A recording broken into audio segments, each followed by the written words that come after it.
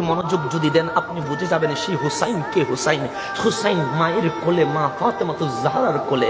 কিন্তু আমার নবী বলে হুসাইন যেন কান্না না করে। ফাতেমা, হুসাইন যদি কান্না করে আমি সহ্য করতে পারবো না। আবার হুসাইন সিজদায় উঠলো, এক হাত থেকে আমাদের বাচ্চাগুলো প্রতিদিন পড়ে, কখনো মসজিদের সিঁড়ি থেকে পড়ে যায়, কখনো গড়ের সিঁড়ি থেকে পড়ে যায়। ব্যথা পাইলে কতটুকু উফ বলে ব্যথা পায়, 5 মিনিট কান্না করে সব আবার ঠিক হয়ে যায়।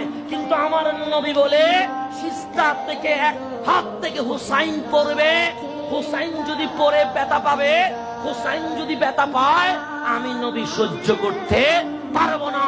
আমার নবীকে জিজ্ঞেস করেন, নবী রে, হুসাইন যখন ঘোড়ার উপর থেকে কারবালার জমিনে পড়ে গেছে আপনি নবী কেমনে সহ্য করেছেন? হুসাইন যখন বল্লমের পর বল্লমের আঘাত লেগেছে আপনি নবী কেমনে সহ্য করেছেন? হুসাইনকে যখন তরবারি দিয়ে কুপিয়ে দেওয়া হয়েছিল, নদীর স্রোতের মতো রক্ত বের হচ্ছিল, আপনি কেমনে সহ্য করেছিলেন? যখন সীমার হুসাইনের বুকের উপর উঠে গিয়েছিল আপনি কেমনে সহ্য করেছিলেন? যখন ইবনে জিয়াদ হুসাইনের মাথাকে চিপে ধরেছিল আপনি নবী কেমনে সহ্য করেছিলেন?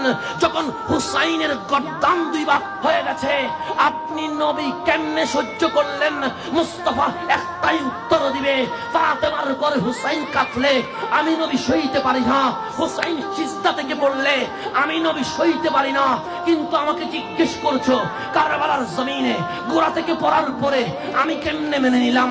তুমি জিজ্ঞেস করছো বল্লমের পর বল্লম যখন আমার হুসাইনকে আঘাত করেছে আমি কেমনে মেনে নিলাম?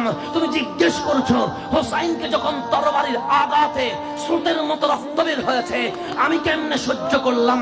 তুমি জিজ্ঞেস করছো সীমার যখন বুকে উঠে গিয়েছিল মুস্তাফা কেমনে সহ্য করেছিল? তুমি জিজ্ঞেস করছো যখন গর্দান 2 ভাগ করেছে আমি কেমনে সহ্য করলাম?